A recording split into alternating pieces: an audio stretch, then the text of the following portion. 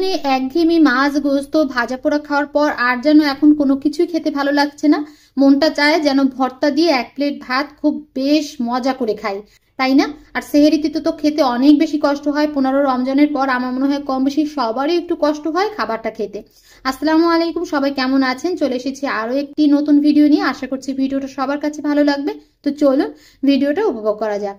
আজকে কোনো কিছু খেতে ভালো লাগছিল না, এজন্য চিন্তা করলাম একটু ভর্তা ভাত তৈরি করি আর আমার বন্ধুদেরকে সাথে শেয়ার করে ফেলি। আর শুধু ভর্তা ভাত ছিল না, তার সাথে কিন্তু আমি লাল শাক এবং পাতলা ডালও তৈরি করে নিয়েছি এবং 2 রকমের ভর্তা, আলুর ভর্তা এবং টমেটো ভর্তা। এই তো এখন আমি প্রথমে আলুর ভর্তাটা তৈরি করে নিব। এর জন্য পরিমাণ মতো আমি এখানে পেঁয়াজ কুচি, শুকনো মরিচ দিয়ে দিলাম, এখানে লবণ দিয়ে এবং একটু সরিষার তেল দিয়ে খুব ভালো করে মেখে নিয়েছি। আর ধনিয়া পাতার ফ্লেভার আমার খুব ভালো লাগে, এজন্য এখানে বেশ কিছু ধনিয়া পাতা নিয়ে আরো কিছুক্ষণ আমি ভালো করে চটকিয়ে নিব। এরপর সিদ্ধ করে রাখা আলুগুলো দিয়ে আলু ভর্তাটা আমি তৈরি করে নিব। আর আমার মনে হয় ভর্তা যে কোনো মানুষেরই খুব ভালো লাগে খেতে। আর আমরা যারা রোজা রাখছি এখন, সেহরিতে কিন্তু দেখা যায় ভাত খেতে খুবই কষ্ট হয়।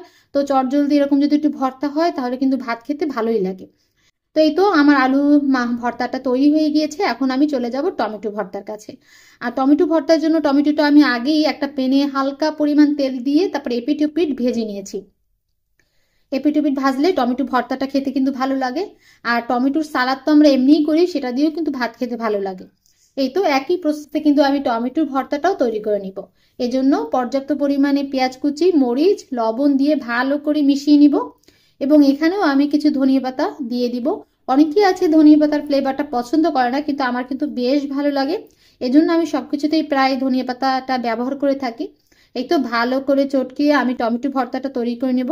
আর টমেটোটা ভাজার পরে টমেটোর উপরে যে ছোলাটা সেটা কিন্তু ফেলে দিতে হবে, নয়তো খাবারের সময় ওটা মুখে লাগলে ভালো লাগে না, বিরক্তি লাগে। টমেটোর ছোলাগুলো ফেলে দিয়ে তারপর আমি টমেটোটা সুন্দর মতো সবকিছুর সাথে মেখে ভর্তা তৈরি করে নিব। আর এরকম কার কার যখন কোনো কিছুই ভালো লাগে না ভর্তা দিয়ে মানে ভাত খেতে ইচ্ছা করে, অবশ্যই কমেন্ট করে জানাবেন। আজকে খুবই সিম্পল ভাবে চেষ্টা করেছি একটা ভিডিও তৈরি করার জন্য, যেভাবে আমি আসলে বাসায় করে থাকি সেটাই কিন্তু শেয়ার করেছি। আশা করছি ভিডিওটা সবার কাছে আপনাদের ভালো লেগেছে। আর কার কার কাছে এরকম ভর্তা ভাত ভালো লাগে অবশ্যই কিন্তু কমেন্ট করে জানাবেন। আর তার সাথে এই ভর্তা ভাতের সাথে কিন্তু আমি লাল শাক এবং পাতলা ডাল তৈরি করেছি, ওটা কিন্তু দেখালাম না। ওটা দেখাতে গেলে আমার ভিডিওটা অনেক বেশি লং হয়ে যাবে আর যা কিনা আপনাদের ভালো লাগবে না। এই তো দেখুন লাল লাল করে আমি টমেটোর ভর্তাটা তৈরি করে নিয়েছে। মাশাআল্লাহ, দেখতে কিন্তু অনেক বেশি সুন্দর লাগছে আর খেতে কি বলবো আপুরা, অনেক বেশি মজার ছিল। তো সবাই ভালো থাকবেন শেষ পর্যন্ত। আর ভিডিওটা ভালো লাগে থাকলে অবশ্যই লাইক করবেন, শেয়ার করবেন। আল্লাহ হাফিজ।